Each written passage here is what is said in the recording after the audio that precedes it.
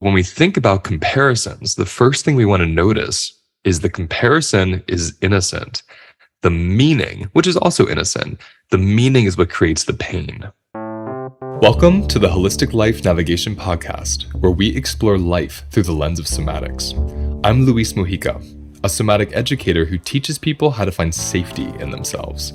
Your turn to learn begins now. Comparisons are so interesting to me because, visually, there's nothing wrong with the comparison. A comparison is simply saying this is different from this.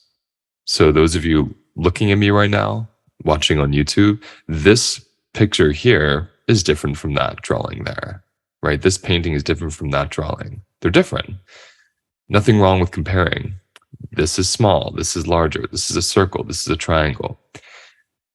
Overcouplings are where comparisons start to do us a disservice.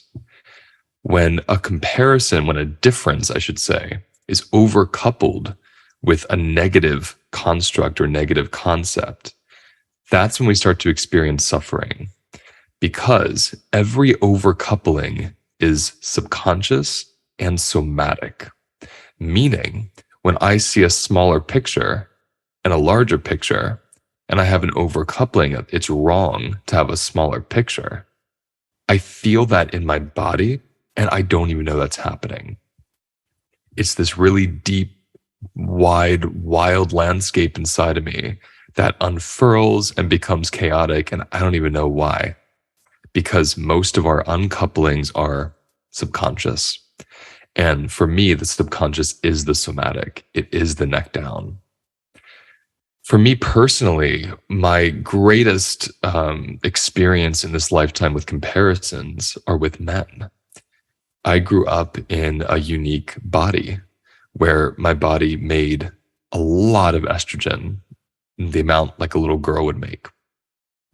And all through puberty until I was about 14.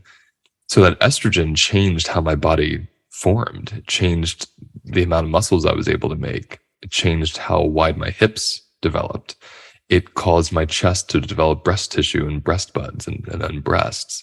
I had this incredible, really like transgender experience quite naturally. And it would take me a long time to really settle into my body and into how I don't really like to say identify, but into how I express. It took me a while to understand that. And to this day, I'll notice the somatic overcouplings that emerge when I see men in seemingly, quote, normal male bodies. Now, what's interesting about comparisons is the uncoupling or the overcoupling rather that's happening is that this is standard or this is better, right? Now, the meaning can be very nuanced. For instance, I can see someone who's thin and I can be chubby, which I was for a long time.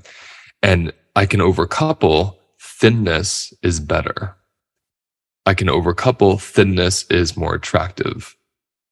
I can overcouple thinness is more successful, more loving, more handsome, whatever it is. And I had all those overcouplings. Now, these overcouplings are created by myself, my own judgments of my own body and other bodies, and they're created from inherited belief systems. Things that I see on the news, things that I hear my family saying, things people have said to me about my body.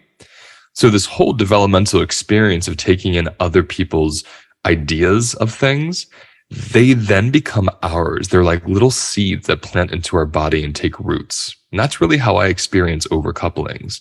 They sneakily, quietly, secretly under the surface of our skin grow deep and they get very strong. And they become the fabric of our being and our belief system and even our lifestyles and behaviors, who we vote for, who we are against, who we are for. Many of those things emerge from an overcoupling. And why am I talking so much about overcouplings? Without traumatic overcouplings, comparisons are benign. They do nothing. They mean nothing. For instance, let's say I'm at the lake and I see a man with what I would consider like a beautiful male body.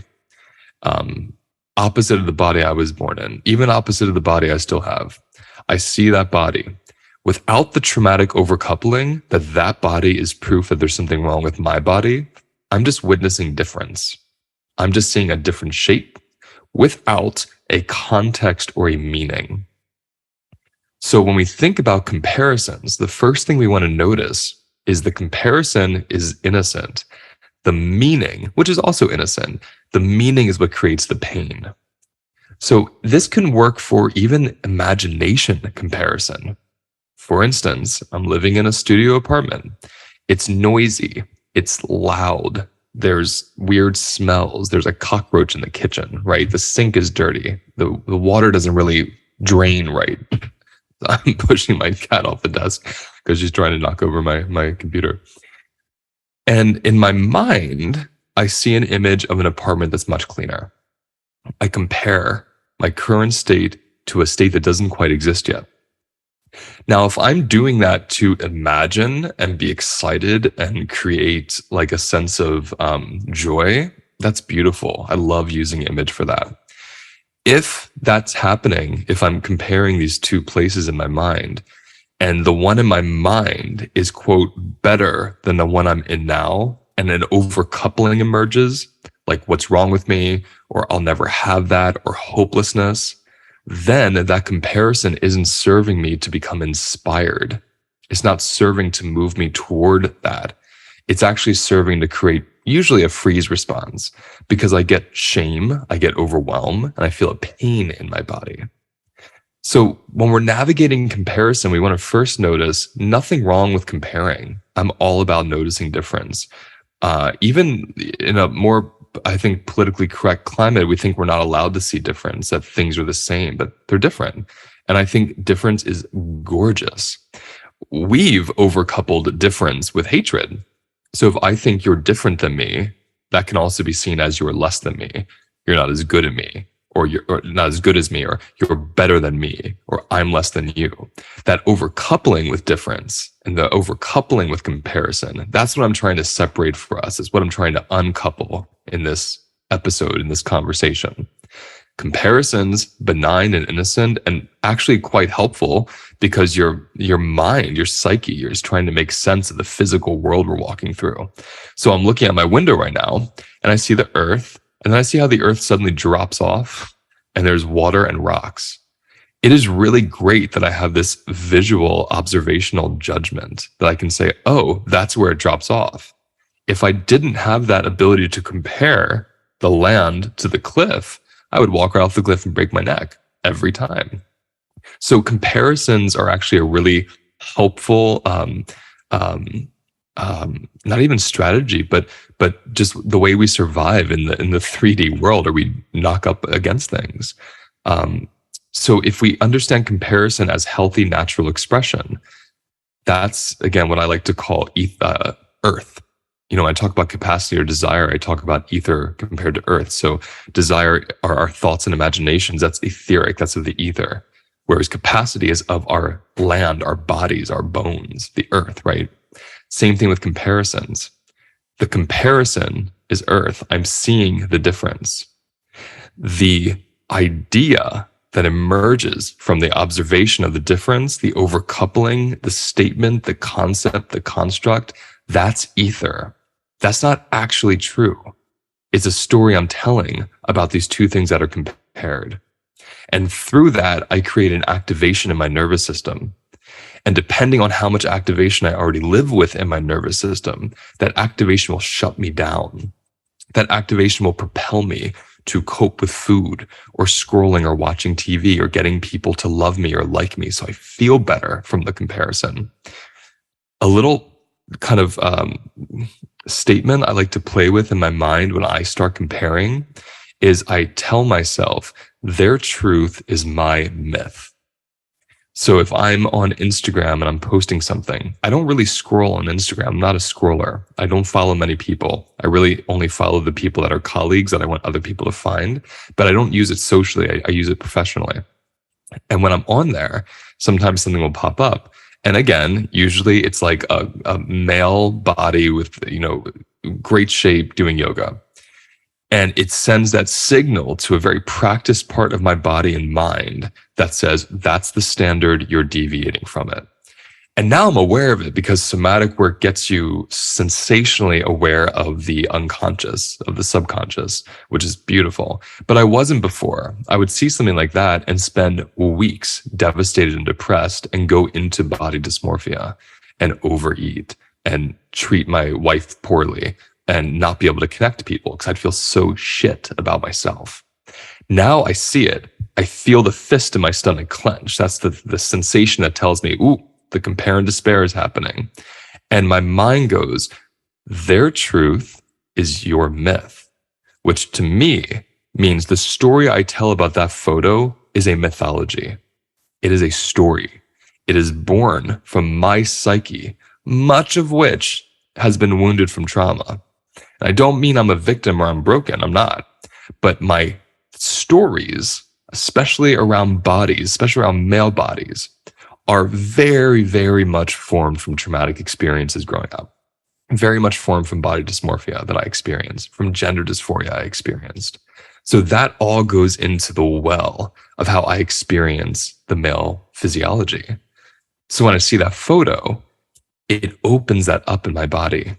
And then my mind now has this reflex, thanks to being body aware, that says, ooh, I feel that in the stomach.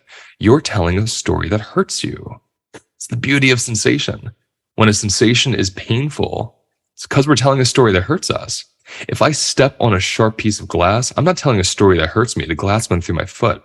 When I'm sitting comfortably in my home and I feel fine and I see a photo of a guy in yoga pants who's like ripped and I feel a suffering, that tells me in that moment, okay, you're not actually injured. Nothing's actually wrong. A story has suddenly emerged. And the photo, the comparison, is the catalyst for that story to emerge. So when I settle into your truth is my myth, I start to notice what I call your truth, the story I project onto you, the meaning I make from your experience or your photo or whatever, even the images in my mind. That's a myth. That's my myth. What you say about you, that's your truth. Keep it.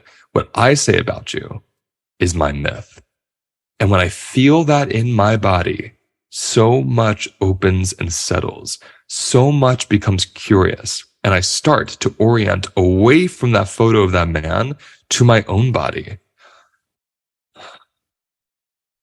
Even saying that, I took a deeper breath.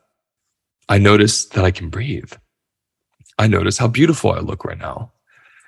I notice that I feel comfy in my body. I notice that, oh, I've been around people and worked with plenty of men that have gorgeous bodies that hate themselves. I have learned by now that the story I'm telling is from a traumatized place in me, and it re-traumatizes my system every time through activation. Chronic activation, chronic overwhelm creates trauma response. So nothing in the world has to even be happening. I could just be living in an unconscious state of comparing myself to others, and that is enough to essentially create the same biology that a traumatic event would create. Isn't that powerful? And because there isn't actually a threat happening in real time besides my thoughts, there's nothing to respond to. So my body just marinades in that biology of trauma, that biology of threat, that biology of stress. It just marinades. And because it's unconscious, we just say, I'm a sad person. We just say, I'm a shit person. I'm broken. I'm wounded. I'm traumatized. I am a binge eater. I'm a coke addict. We just say all these identities when really it's an expression of our subconscious. And the somatic work I teach, it helps us access that subconscious. So I wanted to just kind of drop in and speak about that today to see where it takes us.